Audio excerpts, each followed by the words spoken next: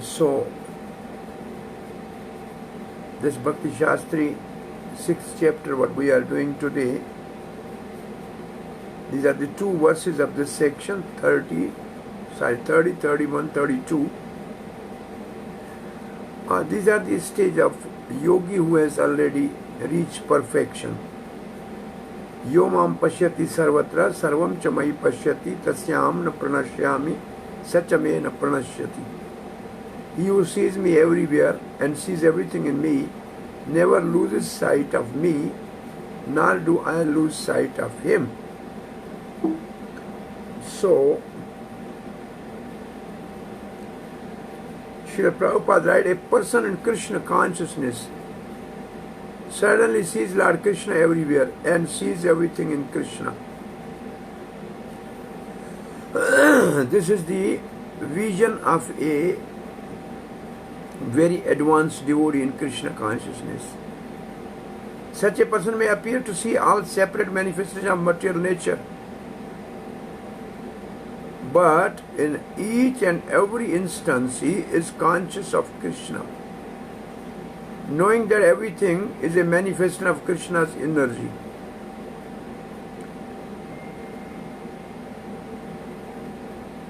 So whatever he sees in the world, he sees not Krishna directly, but as manifestation of Krishna's energy.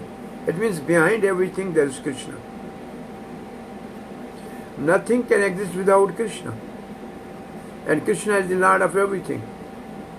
This is the basic principle of Krishna consciousness.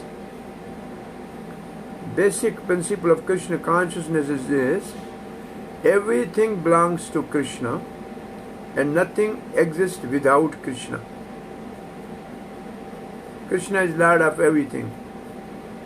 Isha Vasha Idam Sarvam. This is the invocation of Isha Upanishad. Whatever you see, everything belongs to Krishna. He is the master of everything. Nothing exists without him. Anything which we think is separate from Krishna, that is Maya.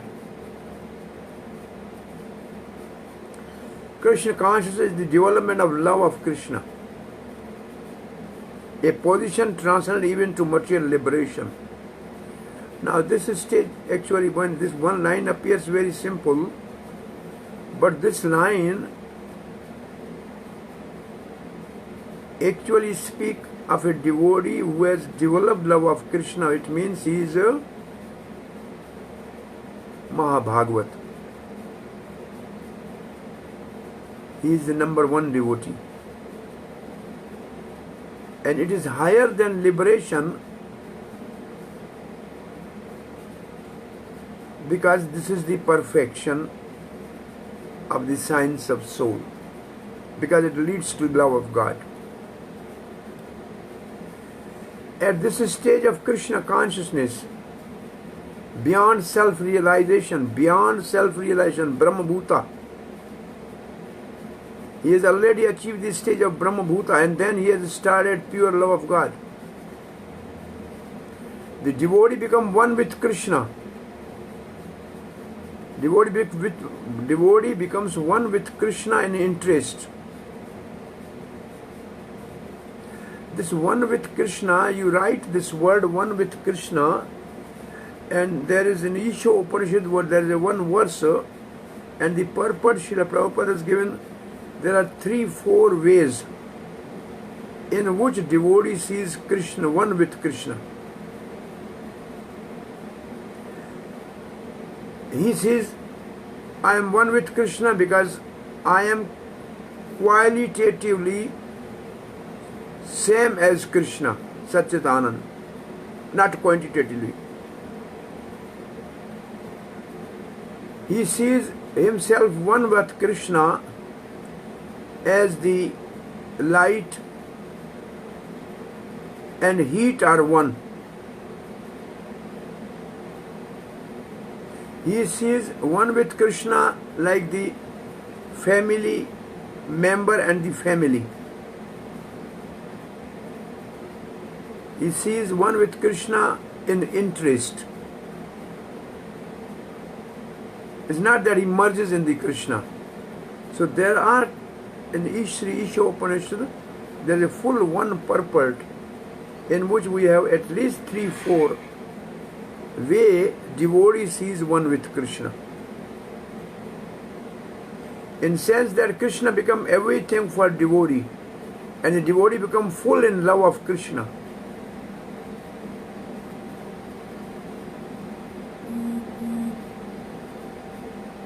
Devotee, is it?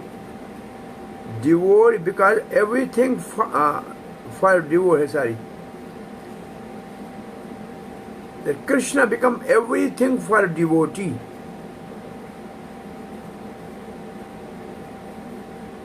Krishna is for him everything.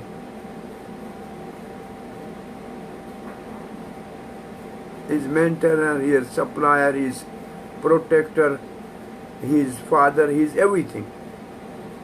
And devotee is not devotee becomes everything for Krishna, no. Devotee become full in love of Krishna.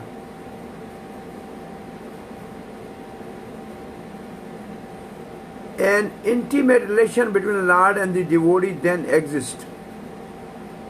Maybe relation of servant and master, maybe relation of friend and friend, maybe relation of Vatsalya Bhav. In that stage, the living entity can never be annihilated, which means lose its individuality.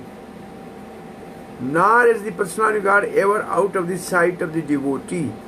It means he is not impersonal. To merge in Krishna is spiritual annihilation, which a devotee never like. A devotee take no such risk as Jnanis and Yogis take. It is stated in Brahma Santa Premanjan Charita Bhakti Vilochanena Sant Sadeva Hriday Shubhalokayanti Yamisham Sundramachintam Gunaswarupam Govindamadi Purusham Tamam Bhajami. At this stage, Lord Krishna never disappears from the sight of devotee. Nor does the devotee ever lose the sight of Krishna. Now, up till this, the purport is Krishna conscious devotee Mahabhagavat, his perfection and vision. Now, Srila Prabhupada is comparing this with perfect yogi in a mystic eightfold yoga practice. In the case of yogi, means mystic yogi, who meditate on super soul, who sees the Lord as Paramatma within the heart, the same applies. It means he always sees the Lord and he never forgets the Lord. Such a yogi turn into pure devotee and can never bear a life, can never bear to live for a moment without seeing the Lord within himself. So the last part is Ashtanga Yoga's perfection. Now the verse 31. Sarva bhuta sthitam yo mam bhajatya ekatvam asthitah sarvatha vartamanopi sa yogi mai vartate. The yogi who meditated on me as one, यह माम एकत्वम आस्थित पश्यति. Though situated in all living entities as super soul, sarva bhuta sthitam, exists in me, mai vartate. No matter whether he perform prescribed duties or not, sarvatha vartamanopi. Somebody can read Srila Prabhupada's translation? Yes? May I, Prabhuji? Please.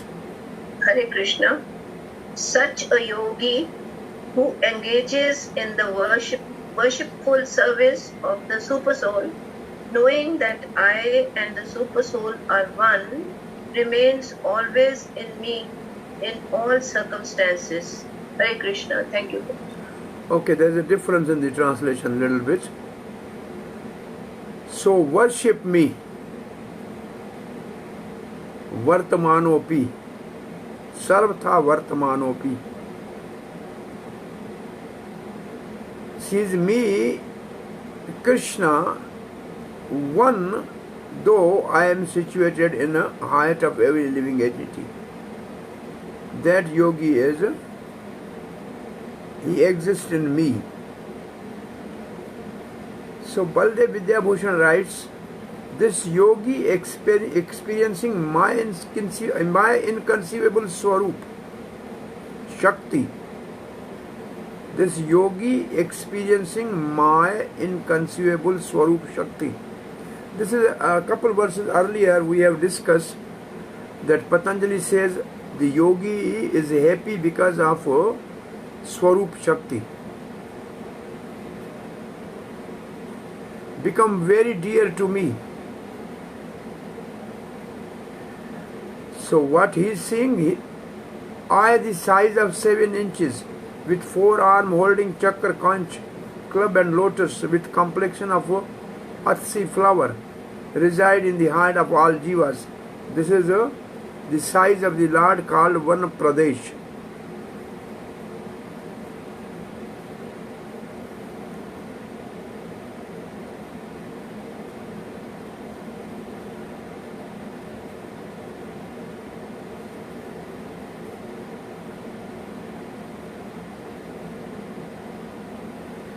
That means the yogi whose fault of sensuality means sense enjoyment has been burnt by the great influence of realizing my quality of possessing inconceivable Shakti, enjoy liberation in the form of closeness to me rather than experiencing sansar, means repeated birth and death. Srila Prabhupada writes, a yogi who is practicing meditation on super soul sees within himself the plenary portion of Krishna as Vishnu, with 4 hands, holding conch shell, wheel, club and lotus. So this Paramatma is expansion of which aspect of Krishna? Yes.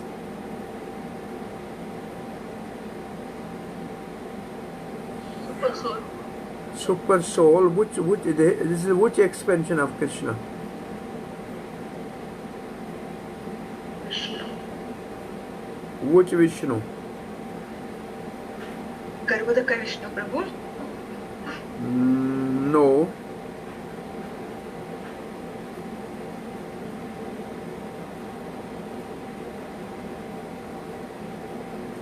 Kshirodakshai Vishnu. Kshirodakshai Vishnu is super soul in all living entities. And this Kshirodakshai Vishnu is expansion of Sankarshan. And Sankarshan is the expansion of Mool Sankarshan. And Mool Sankarshan is the first expansion of Krishna. It means actually super soul is expansion of Balaram.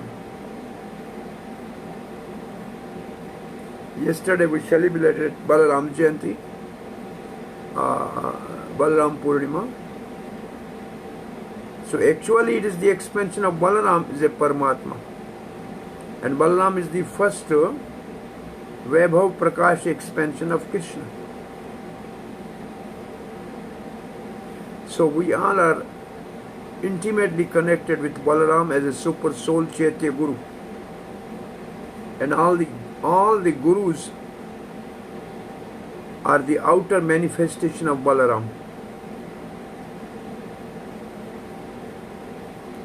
So yogi should know that Vishnu is non-different from Krishna because it's expansion of Krishna. Krishna in this form of super soul is situated in everyone's heart. Kshirodakshai Vishnu. Furthermore, there is no difference between the innumerable super souls present in innumerable hearts of the living entity. They are one. Nor is there a difference between the Krishna conscious person always engaged in the transcendental loving service of Krishna comparison and a perfect yogi engaged in the meditation of the super soul, because both are conscious of Krishna directly or his expansion as Paramatma. The yogi in Krishna consciousness, even though he may be engaged in various activities while in material existence, remain always situated in Krishna. Various activities means activities of the body just to maintain the body, eating, sleeping, taking bath, walking, to ensure the call of nature. All these are the activities he does, but still he is always conscious of Krishna. This is confirmed in Bhakti Rasamrita Sindhu and the verse by Srila Rupa Goswami. Ya yasya harir dasya mansa karmana vajgira akhleshu avastasu jivan mukta uchyate. In this world, one who considers himself as the servant of Krishna and he renders service with body, mind and words, wherever he is situated in all situations, he is liberated while living. A devotee of the Lord always acting in Krishna consciousness is automatically liberated.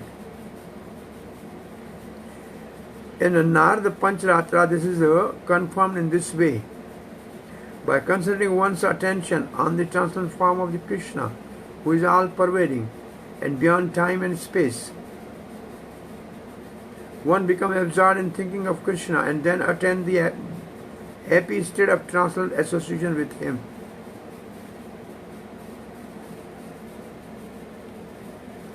Krishna consciousness is the highest stage of trance in the yoga practice. This very understanding that Krishna is present as Paramatma in every one's heart makes the yogi faultless. His all shortcomings are burnt by the spiritual energy of the Lord. The Vedas, Gopal Tapani Upanishad 3.2 says, confirm this inconceivable potency of the Lord as follows. Ekapi san bahudayo avivibhati. Although Lord is one, he is present in innumerable hearts as many. Similar in Smriti Shastra, Matsya Puran is said, Vishnu is one and yet he is certainly all-pervading. By his inconceivable potency, in spite of his one form, he is present everywhere as the sun appears in many places at one place, on one time. You may be in Bangalore, on your head there is a sun. I am in Vrindavan, there is a sun on my head also. So sun is on everybody's head, though sun is one. Similarly, Supreme Lord is one, but he is in everybody's heart as a Paramatma. This example is usually given. If you have said million parts of oil or water, and there is a one moon or sun in the sky, the reflection is seen in all the parts. Similarly, one God is present in all hearts of the living entities. The last verse of this section, Atmopmeyena sarvatra samam pashyati yo arjuna sukham va yadiva dukkham sayogi paramo matah. This is a very, very important verse actually. Atmopmeyena means comparing with oneself. Sarvatra, in all situations, everywhere. Samam pashyati yo arjun. Arjun, one who sees equally. It means the one things which give happiness to me, I should think of giving same happiness to others. If something is giving me unhappiness, then I should not give that unhappiness to others. Sukham va yadiva dukkham. Sa yogi paramo matah. In my opinion, he is the best yogi.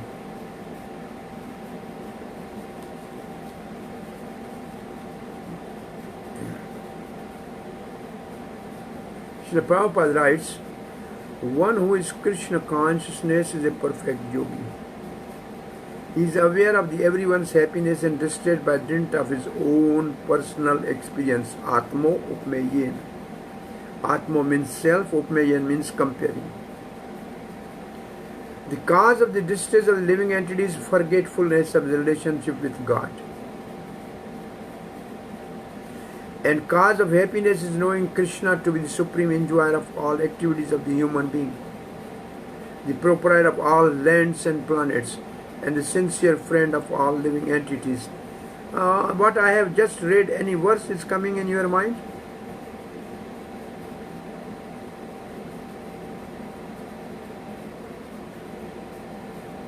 You read on yourself. Prabhuji, Bhoktaram Yagya Tapasam Yes. Sarvalok Maheshwaram. Yeah, this is the exact verse. The perfect yogi knows that living entity who is conditioned by the modes of material nature is subjected to threefold miseries due to forgetfulness of his relationship with Krishna. And because one Krishna consciousness is happy, he tries to distribute the knowledge of Krishna everywhere. So Prabhupada has taken this verse that because the devotee is happy, he wants to make others happy. Therefore Prabhupada said, I am establishing this Krishna conscious movement to make people happy. Because they are miserable because they forgot Krishna. And I am happy because I am remembering Krishna. I want this happiness, that everybody should take this happiness and be happy. Since the perfect yogi tries to broadcast the importance of becoming Krishna consciousness, he is the best philanthropist in the world. And he is the dearest servitor of the Lord. Natya tasman manushyasu kasyan me priya kartama. This is the one who preaches this message of Bhagavad Gita is more dear to me, was more dear to me, and will be more dear to me. This is the verse quoted. In other words, a devotee of the Lord always looks to the welfare of all living entities. And in this way, he is factually the friend of everyone. He is the best yogi because he does not desire perfection in yoga for his personal benefit, but tries for the others also. Therefore, he is better than yogi. Yogi wants himself perfection, but he wants to give the happiness to all. Baldev Vidyabhushan just remind us, there is a one verse in a 525 Bhagavad Gita. Sarva bhut hite rataha. The yogis are engaged in the welfare of all beings. This verse further elaborates point. So this verse says they want everybody to be happy. Sarva bhut hite rataha.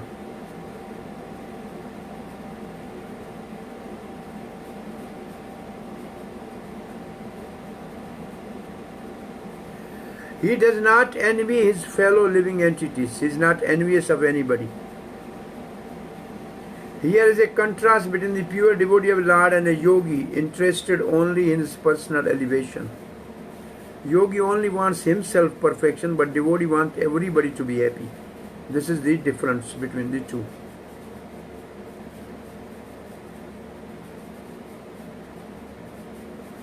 Yogi is like a lion who can swim himself across the river. But the devotee is like the one who can build a bridge on a river and everybody can cross and go on the other side.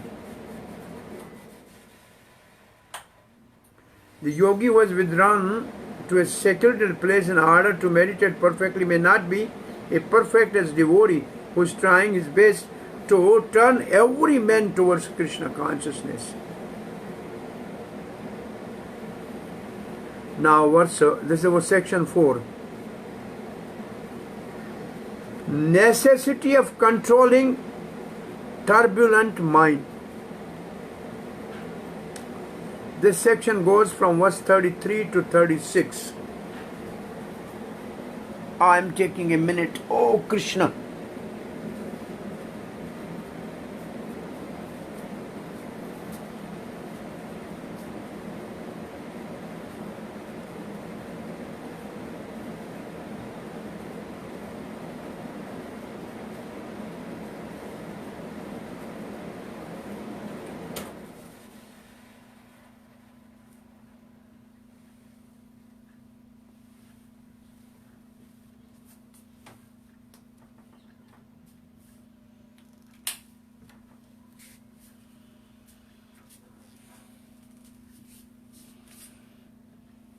So Arjuna has a question.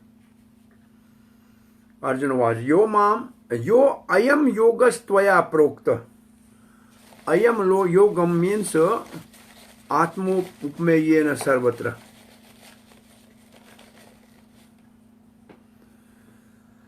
Considering everybody's happiness as one's own and everybody's distress as one's own, this yoga of equilibrium of mind,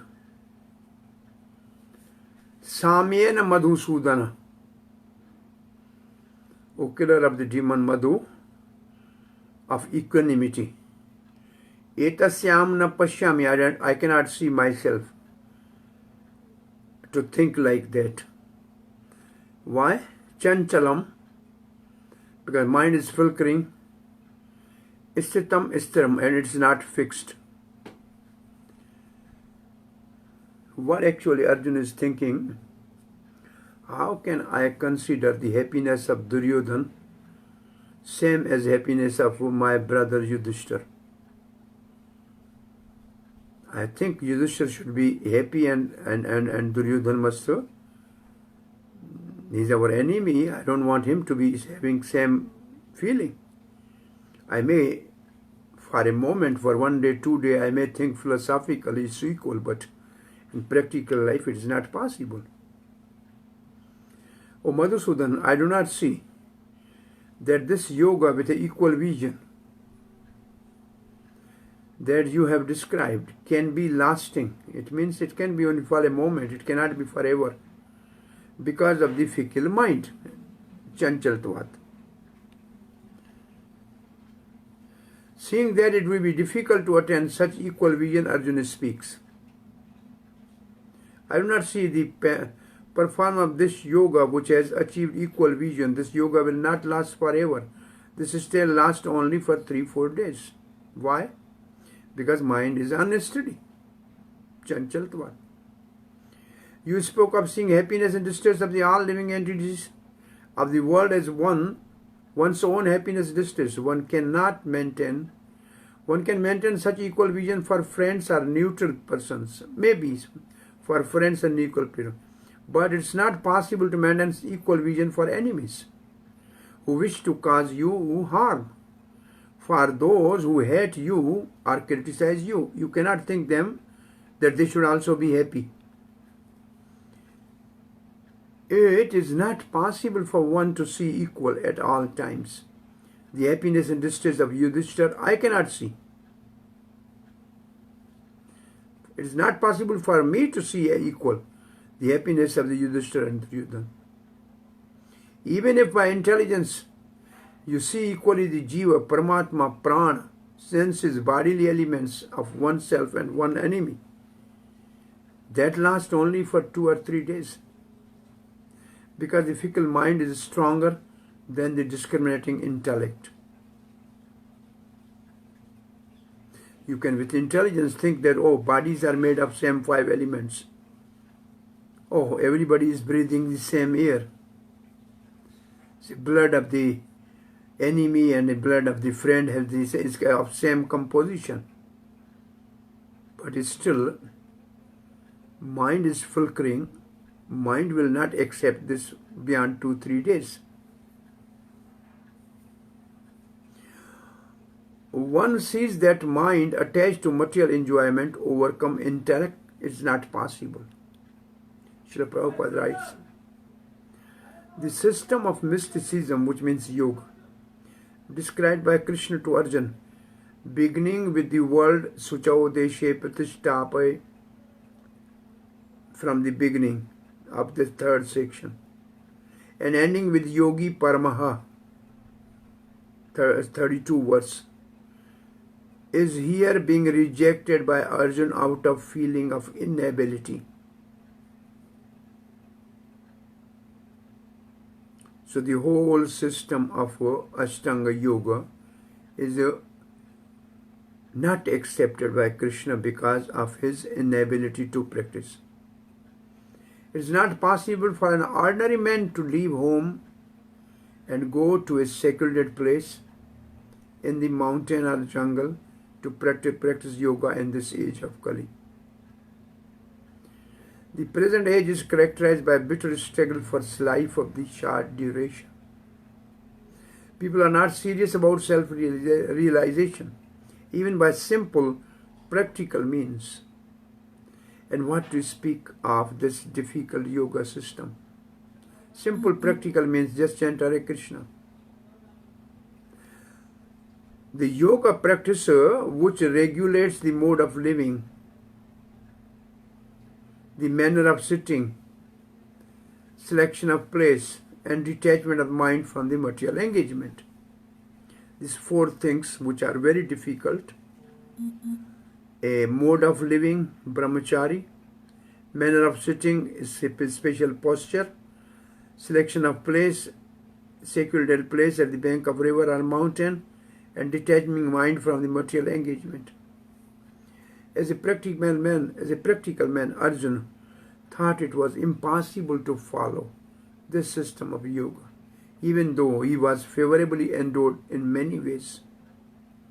He belonged to a royal family, this is favorably disposed, and was highly elevated in terms of numerous qualities. 2. Number 3, he was a great warrior. And number 4, he had a great longevity. And above all, number 5, he was the most intimate friend of Krishna, the Supreme Personality of Godhead. He has 5 favorable dispositions. He was in a Dwapar Yuga. The 5,000 years ago, Arjuna had much better facilities than we do now. Yet he refused to accept the system of yoga. In fact, we do not find any record in the history of his practicing it at any time. Arjuna never practiced this. Therefore, this system must be considered generally impossible in this age of Kali. Of course, it may be possible for some very few rare men, but for the people in general, it is an impossible proposal. If this were so 5,000 years ago, then what of the present day? Those who are imitating this yoga system in different so-called schools and societies, although complacent, are certainly wasting their time. They are completely in ignorance of desired goal of equal mind.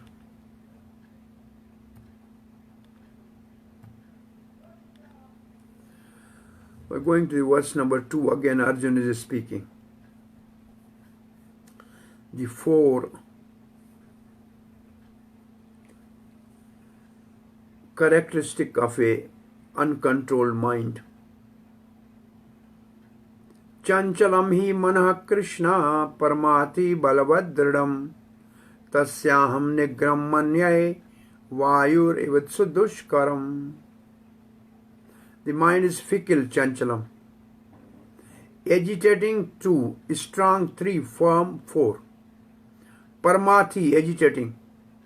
Balavad is strong. Dridam, firm.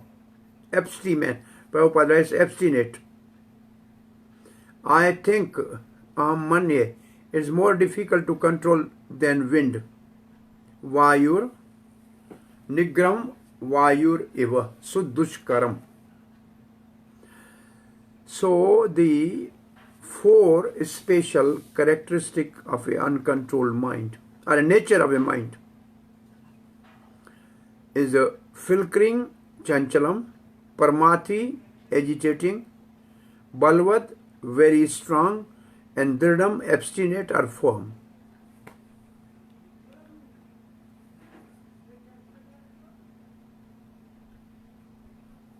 Mind by nature is fickle.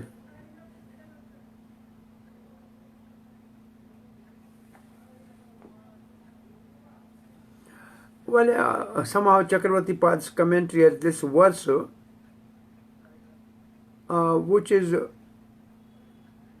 we know from where it is. Kathopanishad, this is a verse. Atma is passenger, Body is chariot. Intelligence is driver. Mind is reins. The senses are horses. And the sense objects are called pasturing ground.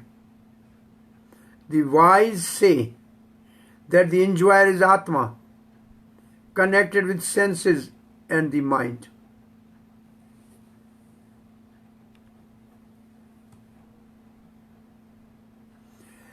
In this verse it says, because the reins are controlled by the driver, which means mind is controlled by intelligence. Therefore, it is possible to control the mind by discriminating intelligence? No. Mind is harsar, parmati. It harasses even the discriminating intelligence. Why?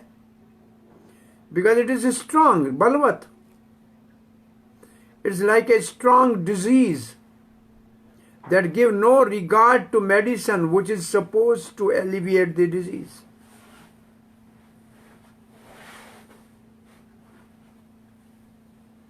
Moreover, it is firm, dridam, like iron.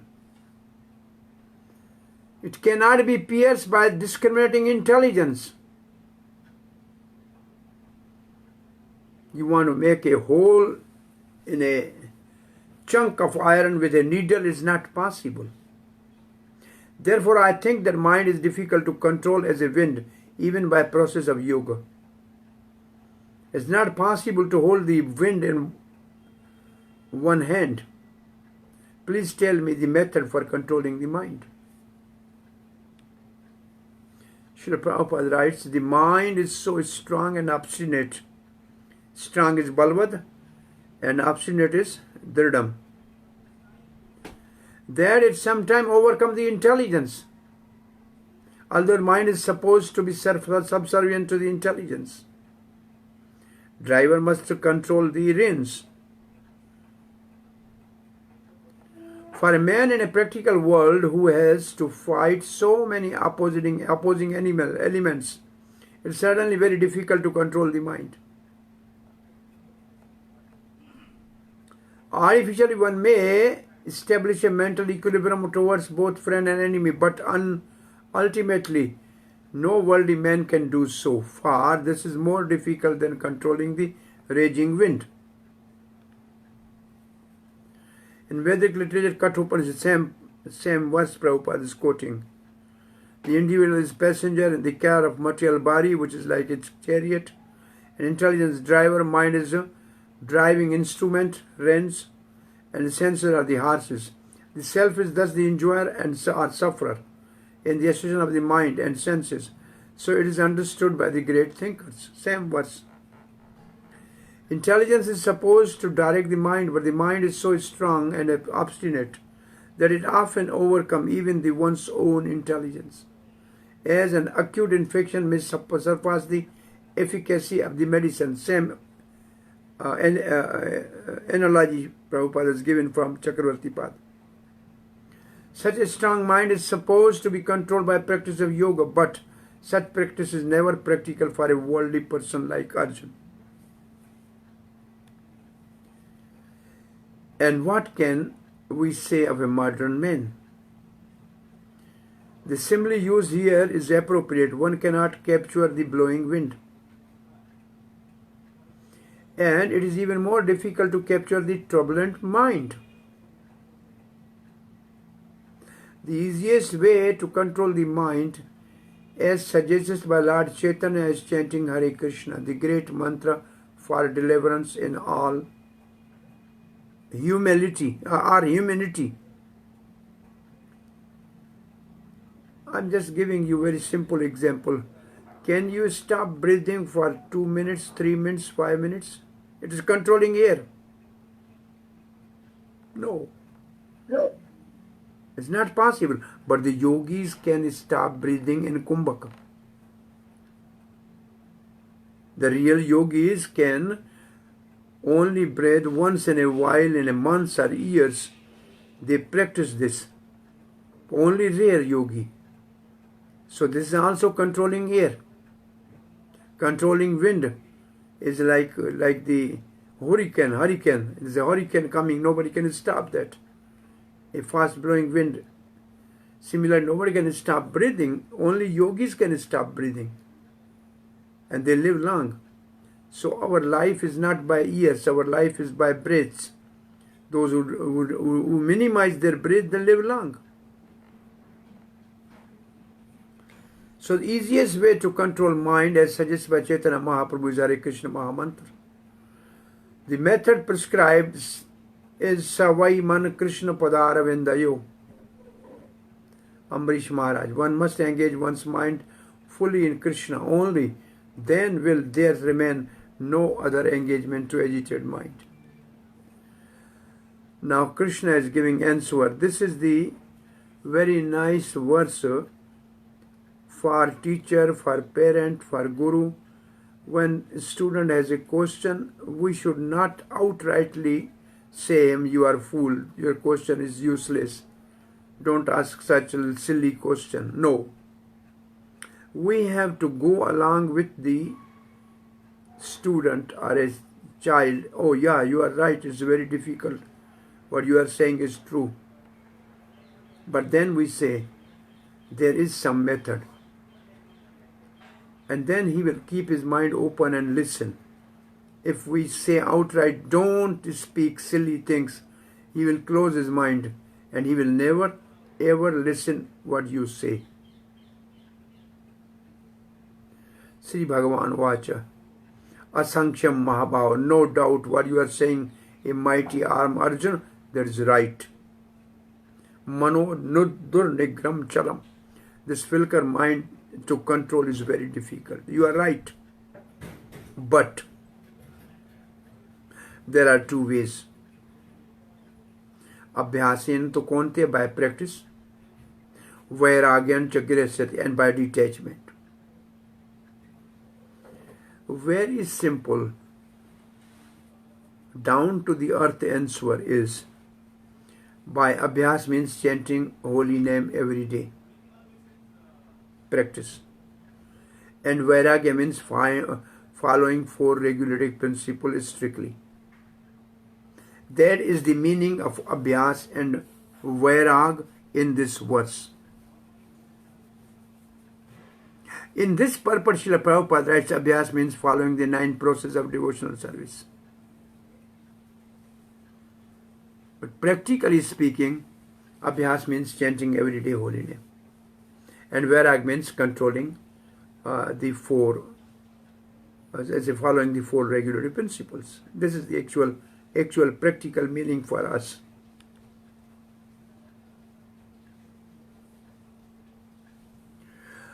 And now the same analogy continues. Though the disease may be very serious, by taking the right medicine, according to the doctor's prescription, right medicine is a holy name, doctor's prescription is a spiritual master's instruction. After a long time, the disease gets cured, or getting admitted in a hospital, which means joining the ashram. It's possible.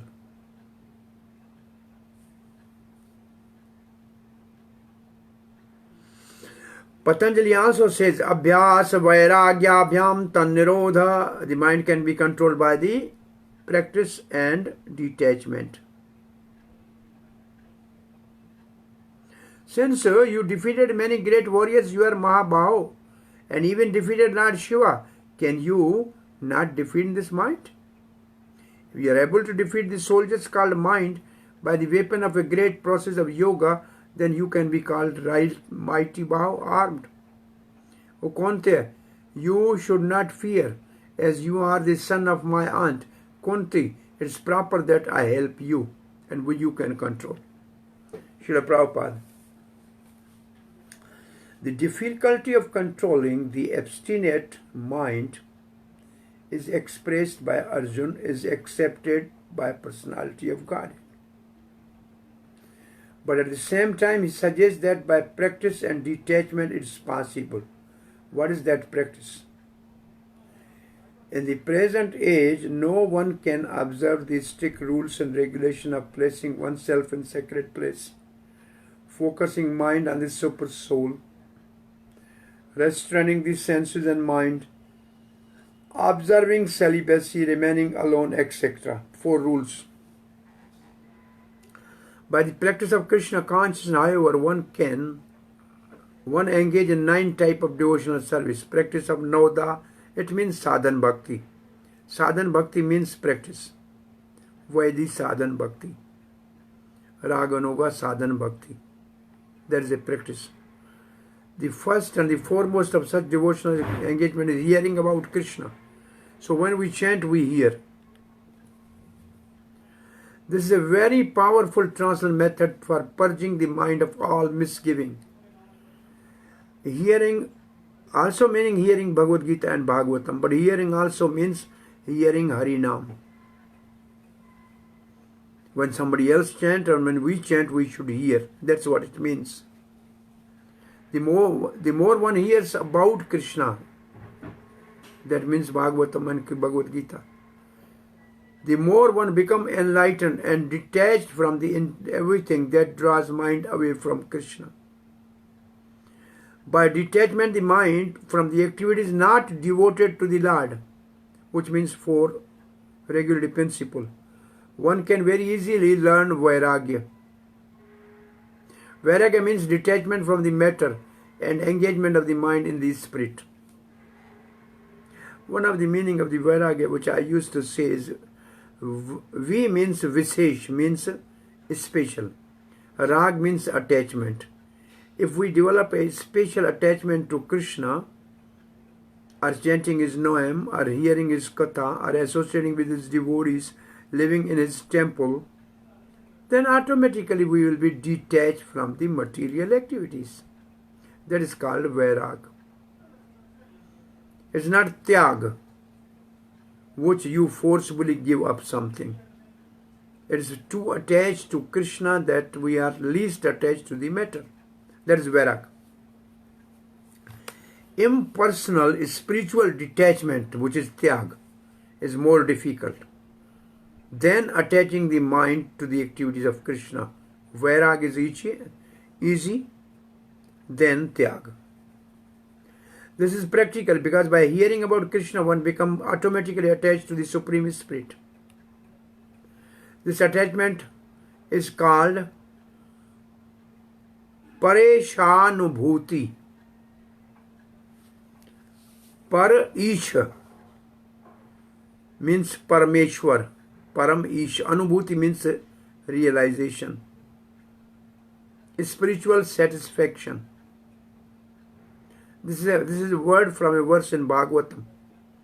And the whole verse goes, it is just like feeling of satisfaction a hungry man has. For every morsel of food he eats, the more one eats while hungry, the more one feels satisfaction and strength. This is a verse in Bhagavatam, Pareshano Bhava.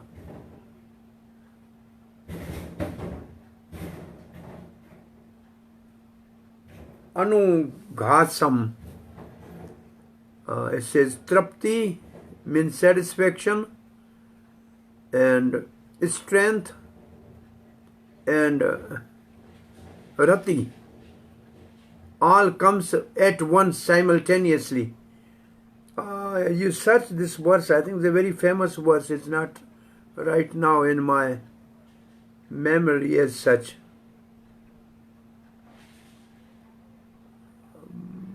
I mean, Kunti's teaching of Kapil Dev, or somewhere.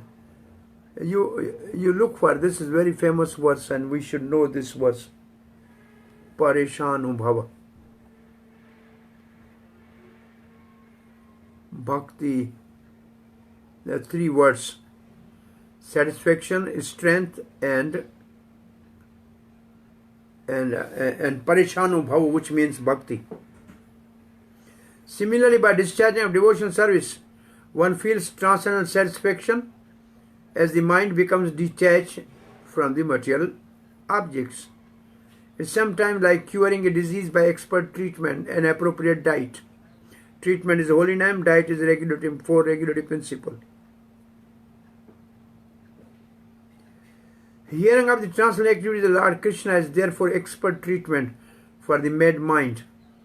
And eating the food offered to the Krishna is the appropriate diet for suffering patient. This treatment is the process of Krishna consciousness. So taking prasad and chanting holy name.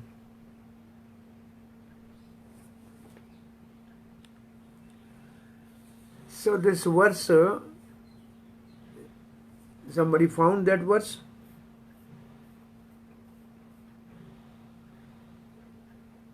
No? Yes, Prabhuji. What is that verse? Where is that verse and what is that verse? Pardon the question, Prabhuji. What is it? This purport, Pareshanu Bhava, is the verse in our purport? No, Prabhuji. Sorry. It's not there? No verse is there, Prabhuji. So you have to find out this verse from Bhagavatam. This verse... Hare Krishna Prabhuji, SB 11.2.42. Yeah, Bhakti Pareshanu Bhava Bhakti Pareshanu Bhava Virakti, right. 11 point? 2.42. Okay, Bhagavad Dharam section. Yes. Bhakti Pareshanu Bhava Vrakti Anughasam, something like that. Bhakti Anyatra Chaisatrika Eka Kalaha Prapadyamanasya Yatasan Nataha Shyustusti Pushti Shudapayo Anugasham. Oh, Tushti Pushti Shuddha Anupaya. Pushti, Tushti means satisfaction, Pushti means strength. And Tripti, it means satisfaction with each morsel of food we take. Similarly, when we practice bhakti, Ishanu Pareshanu Bhava, we realize Supreme Lord, and Vrakti, we become detached automatically. And what is the third one? And Bhakti. And we develop Bhakti. These three compared to the three things. Yeah, this is the verse you write, where Pareshanu Bhava is written, you write in 11.2 point something. Just for reference is good. We are going to the verse number 36. Asanksha Ashansyatmana yogo dushprapyati me matihi vashyatmana tu yatata shakyo vaptam upayataha. Asankshyatma, one whose mind is not controlled. Dushprapyati me mati, this yoga to accomplish is very difficult. This is my opinion. Vashyatmana tu yatata, if you control the mind. Yatata means by very carefully. Shakyo, you can do that. Vaptum upayataha, if you take some measures, it's possible to control and practice the yoga. It is my opinion, me mata, that yoga is not possible. Yoga dushprapya. For one whose mind is without practice and detachment, asanksha atmana. But it's possible to attain avaptam shakya. For one who endeavor and control the mind by intense practice, upayataha. The Lord cites his own conclusion. Yoga is difficult for a person whose mind is not controlled by practice and detachment. Yoga or samadhi, characterized by stopping the mind, can be attained after a long time by a person who makes effort with the mind controlled because of the intense practice. Srila Prabhupada, Right Supreme Personality of Godhead, declared that one who does not accept the proper treatment to detach the mind from material engagement can hardly achieve success and self-realization. What is the proper treatment? Take the medicine and also take the proper diet. So, and be careful. Not indulge in the things which aggravate the disease. So chant holy name and follow four regulative principles. And hear Krishna Katha. Trying to practice yoga while engaging the mind in material enjoyment is like trying to ignite fire while pouring water in it. This is the analogy. On the one side you ignite the fire, on the other side you pour a water on that. Any example in our own practical life where we are doing this type of thing?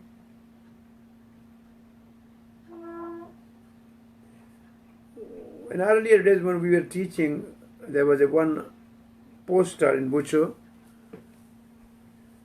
to demonstrate this analogy. There was a person sitting in front of television watching the cricket match and chanting Hare Krishna. Igniting fire, chanting Hare Krishna. Pouring water means watching cricket or any other TV serial or news. There are other examples you can give. Igniting the fire and while pouring the water, doing practice and also nullifying. It's like taking the insulin and also eating the sweet. How can you control the diabetes? Some other example somebody can give? In a practical life? How while practicing Krishna consciousness and also pouring water on it means doing something in which we are not successful? Chanting holy name and still doing Nam Aparadh. Offending devotees. Well, that is within Nam Aparadh. Some other example?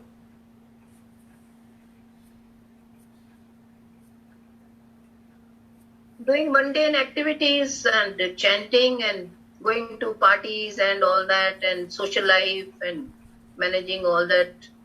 Pratyahara. Pratyahara means not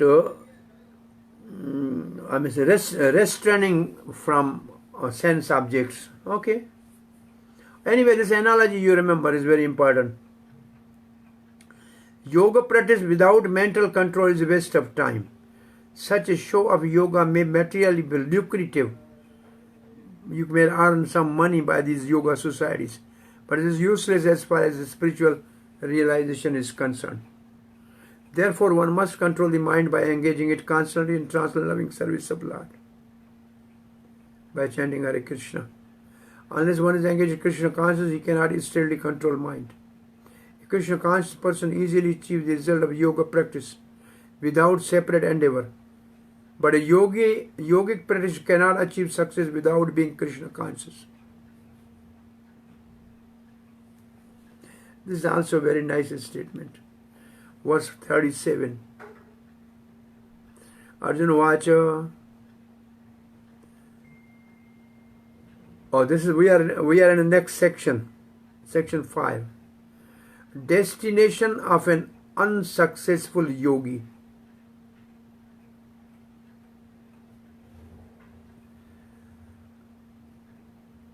What do you think we should? Anyway, I think one more class next Saturdays, and on what day?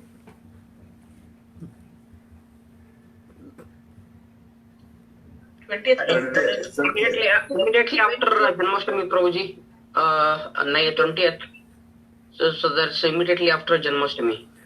All right. I think everybody will be exhausted by midnight. 1 o'clock, and next is Prabhupada's Vyas Puja.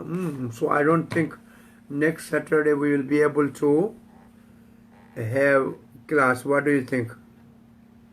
Yeah, we can have next class on 27th, Prabhuji, in that case. 27th August. Oh yeah, that we can do and finish it. So then we'll finish this first section of 6th chapter, then you prepare for exam.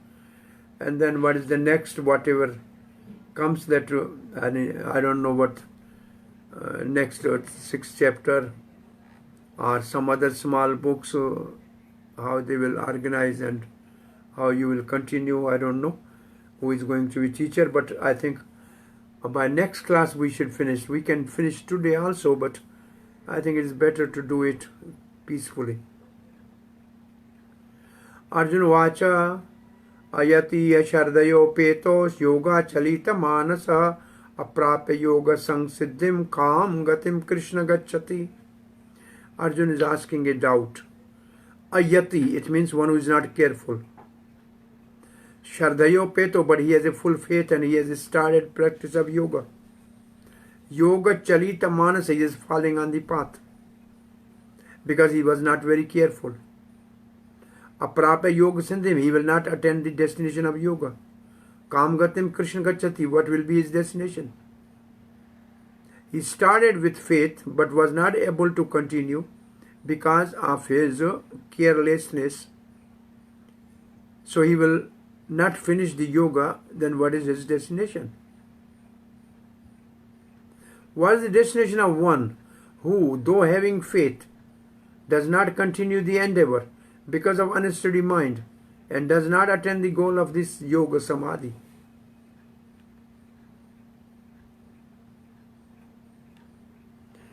The path of self-realization of mysticism is described in the Bhagavad Gita.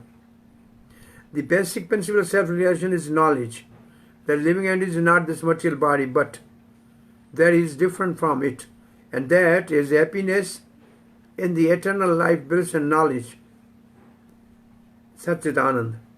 These are transcendent beyond both body and mind. Self-realization is sought by the path of knowledge, by the practice of eightfold yoga, or by bhakti. So self-realization can be achieved by three processes: jnana, yoga, or bhakti. Jnana, ashtanga yoga, or bhakti. These are the stages. You go from jnana to ashtanga yoga to bhakti. In each of these processes, one has to realize the constitutional position of the living entity. Number one. The number two, his relation with God. And number three, the activities whereby he can re-establish the last link and achieve the highest perfection stage of Krishna consciousness. So usually the jnana is they realize the position of the soul separate from body. The yogis may go further and know the relation of soul with super soul, but they don't act according to that relationship.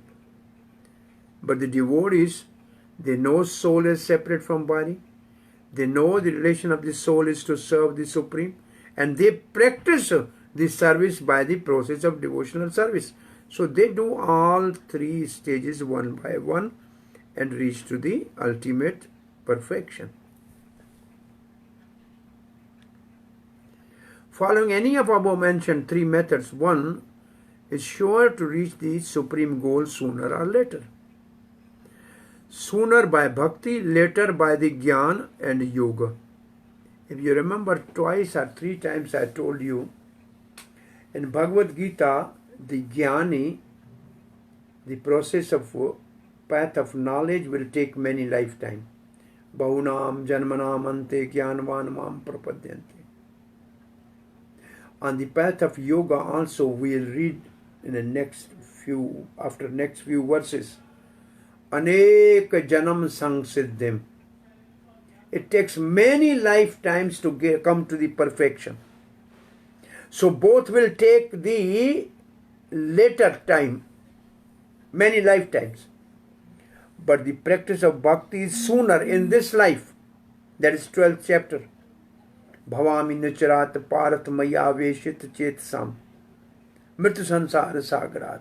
I will take in this life the devotee from the ocean of birth and death, coming personally on the shoulder of Garuda and pick him up. So sooner is bhakti, later is the two other processes. This was asserted by the Lord in 2nd chapter. Later in 2nd chapter, a little endeavor on the transcendental path offers a great hope for the deliverance. Which is this verse, by the way? Anybody can guess?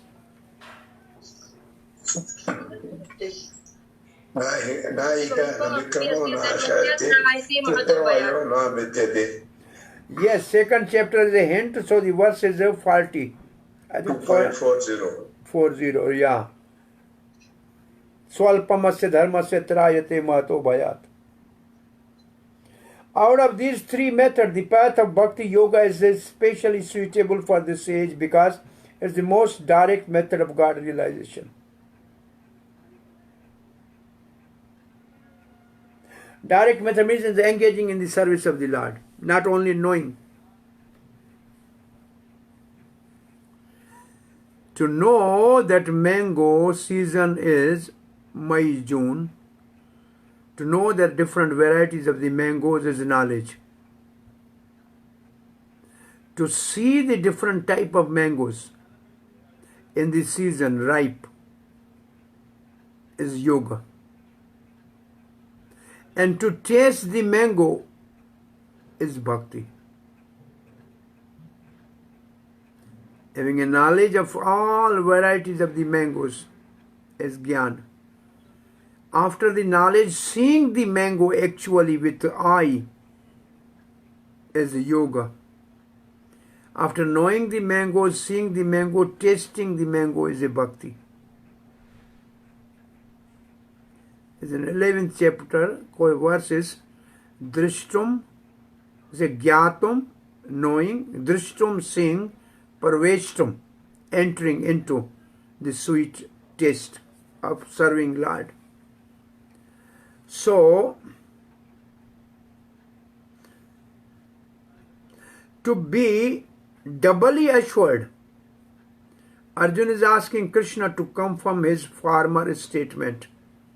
What will happen to unsuccessful yogi? One may sincerely accept the path, or it's very difficult to control mind. How can we be successful? One may sincerely accept the path of self-realization, but the process of cultivation, knowledge, and the practice of eightfold yoga are generally very difficult for this age. Even in olden ages, take very for Gyan, one has to be born as a Brahman. One has to study all the Upanishad. That may take many lifetimes. Therefore, despite constant endeavor, one may fail for many reasons. First of all, one reason, one may not be sufficiently serious about following the process, is careless. Haji, Hare Krishna. To pursue the transcendental path is more or less to declare the war on illusory energy. Hare Krishna. To pursue the transcendental path is more or less to declare the war on the illusory energy. It means when we start practicing any spiritual path of self-realization, Maya will allure us in many ways. It is a war with Maya. Consequently, whenever a person tries to escape the clutches of illusory energy, she tries to defeat the practitioner by various allurements. A conditioned soul is already allured by the modes of material nature, and there is a very chance of being allured again. And even while performing transcendental disciplines, this is called Yoga Chalita Manasa. The mind is attracted again to the sense enjoyment, and he falls from the process of path of practice yoga. Deviation from the transcendental path. Yoga Chalita Manas. Deviation from transcendental path. Arjuna is inquisitive to know the result of deviation from the path of self-realization.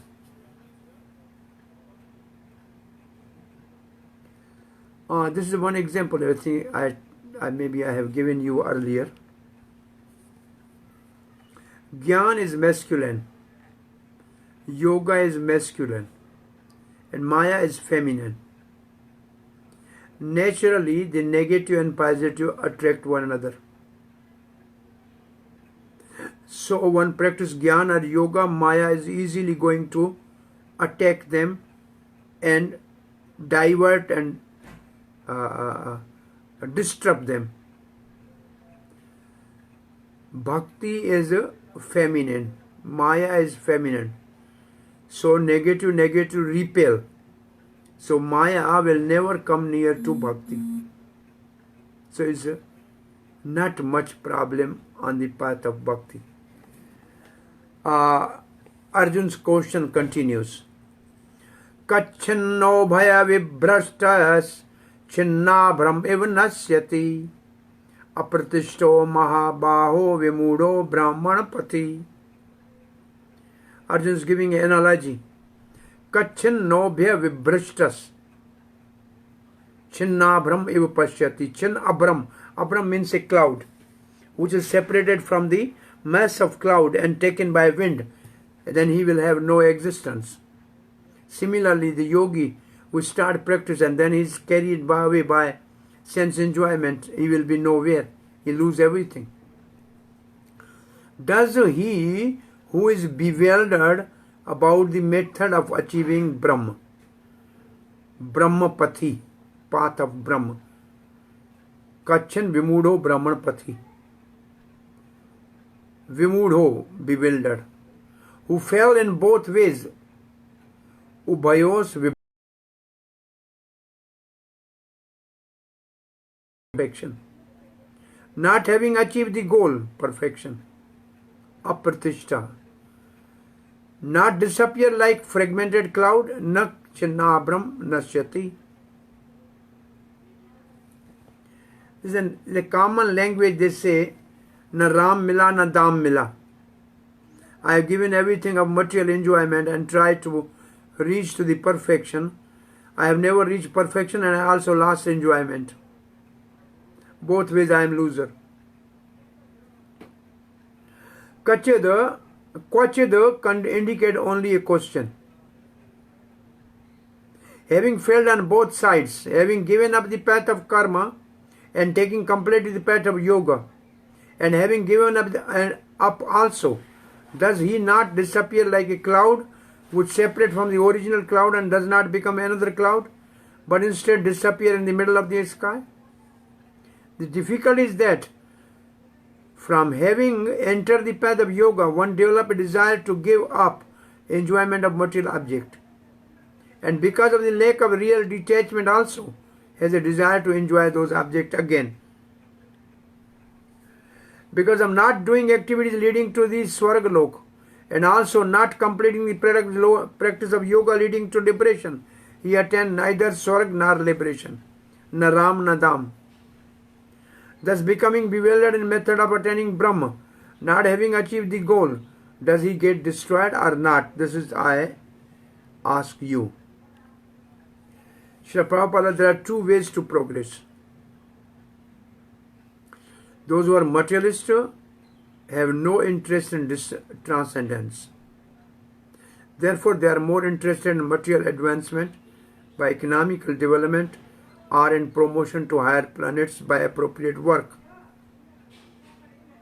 It means they want to go to the heaven by some sacrifice. They are more interested in a karma kand and fruitive activities. When one takes to the path of transcendence, means the other path of the jnana or yoga, one has to cease all material activities and sacrifices all form of so-called material happiness of this world or even of the heaven. Bhima Prabhu, your microphone on.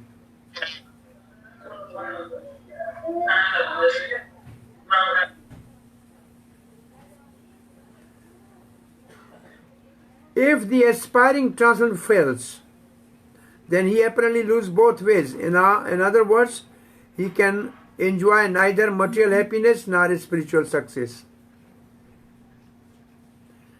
He has no position. He is like a raven cloud. A cloud in the sky sometimes deviates from the small cloud and join a big one. But if it cannot join the big one, then it is blown away by the wind and become a non-entity in this vast sky. The Brahman Pathi is the path of transcendental realization through knowing oneself to be spiritual in a sense, part and parcel of Supreme Lord, who is manifested as Brahma, Paramatma and Bhagavan. So Brahmapati means knowing that I am soul. Part and parcel of the Lord who is realized in 3 stages. Brahm by Jnanis, Paramatma by yogis, and Bhagavan by devotees. Lord Sri Krishna is fullest manifestation of Supreme Absolute Truth.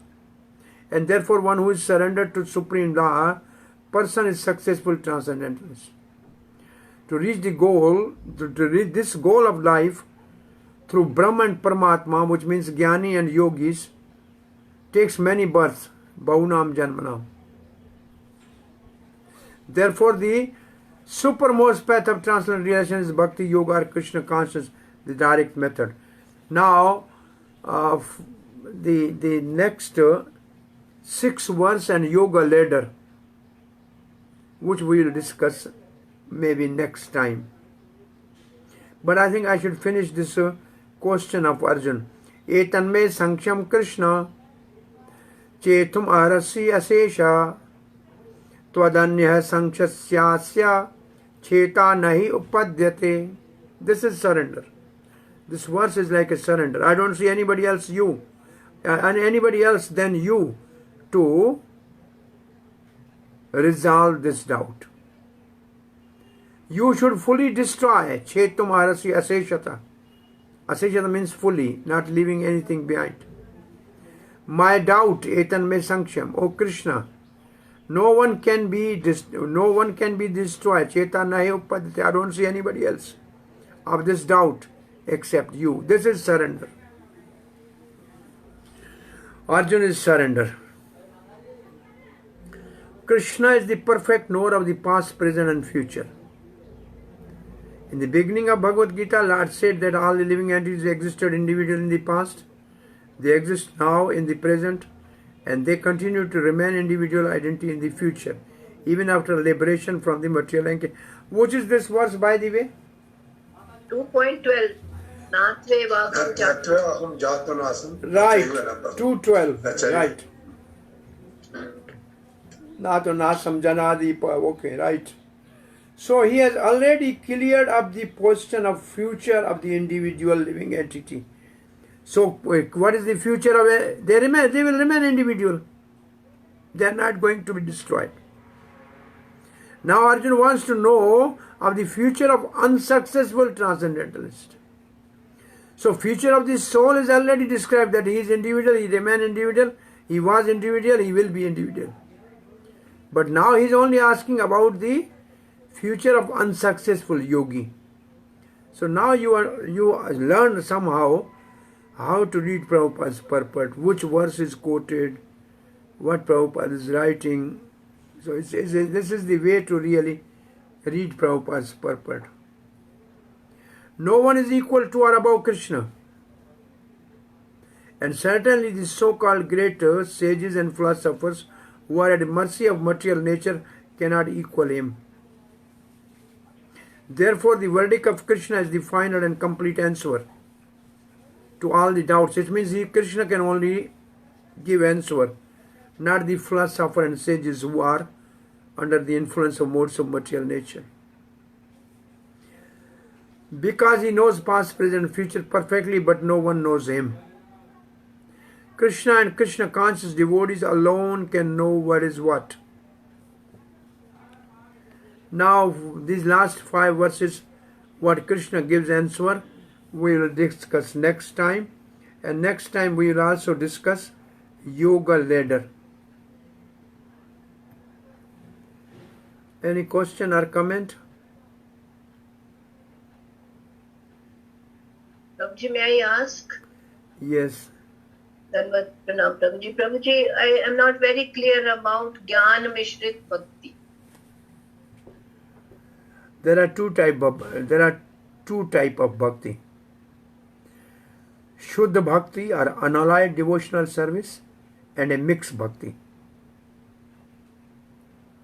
So Shuddha bhakti is separate, mixed bhakti is separate.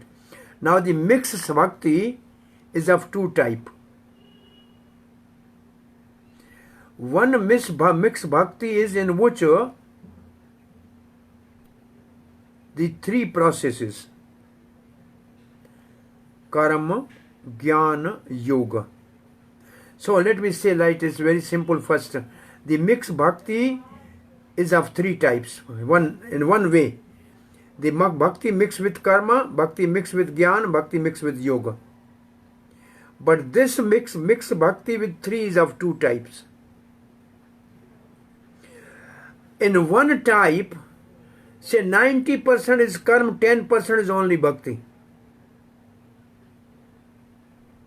It's called Guni Bhuta. It's called Guni Bhuta. Which means bhakti is only little simply to give the result of karma. It is not bhakti actually.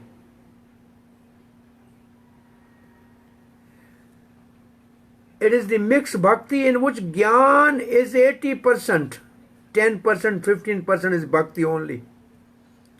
So this bhakti is only to give the result of jnana. It is not giving the result of bhakti. So this is a one type of mixed bhakti in which bhakti is less and the other processes are more. That is not very important. It's not called bhakti. The other is called Pradhani Bhuta Bhakti. Pradhani Bhuta mixed bhakti, in which jnana is 20%, bhakti is 80%. Then it is called mixed bhakti. Jnana Mishrit Bhakti. So, we have in 7th chapter, verse Chaturvidha Bhajate Mam.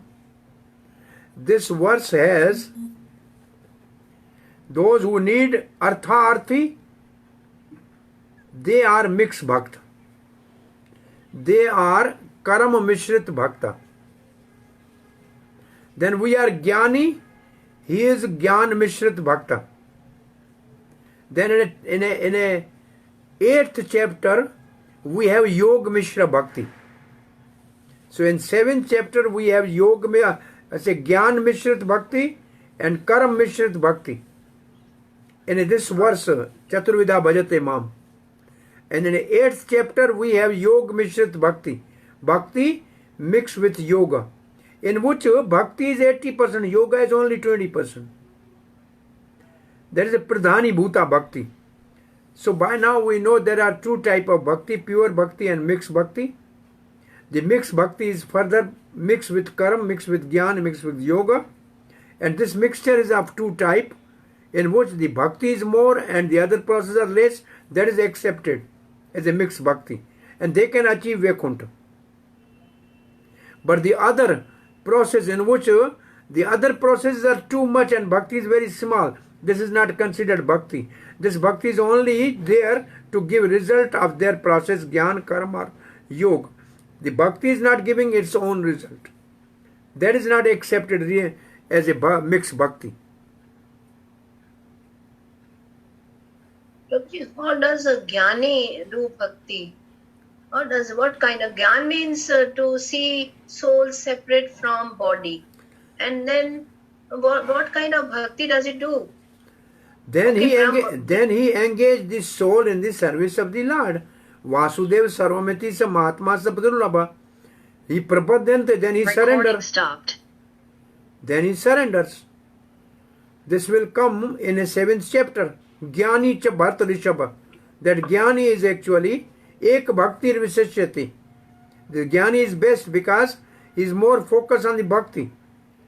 He has started the process with Jnana, but then he has taken to the Bhakti. So it's called Jnana Mishrit Bhakti. It's not unalloyed devotion, but it's a Jnana Mishrit Bhakti. Bhakti mixed with Jnana. What does he want, Prabhuji? What does jnani want? Ultimately, Jnani, when he starts Bhakti, he surrenders and then he goes to the Vaikuntha and he wants to the Lord. Then he achieves the goal of Vaikuntha. Vasudev Sarvamiti. He knows Vasudev. Does he do chanting? Not necessarily. He may chant Narayan's name. Mantra might be different. Yeah, he may chant Narayan's name. Yeah, Ek Bhakti, he is doing Bhakti. Or he doesn't know Bhagavan. He's not very clear about the Krishna as the Supreme Personality of Godhead. He may know Narayan is the Supreme. Thank you, Prabhupada. Yeah, Hare Krishna. Any other question?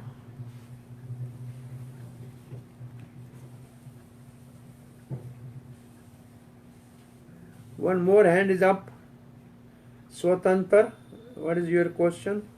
Prabhuji, I already asked. Thank you. I forgot to put it down. Okay. Any other question?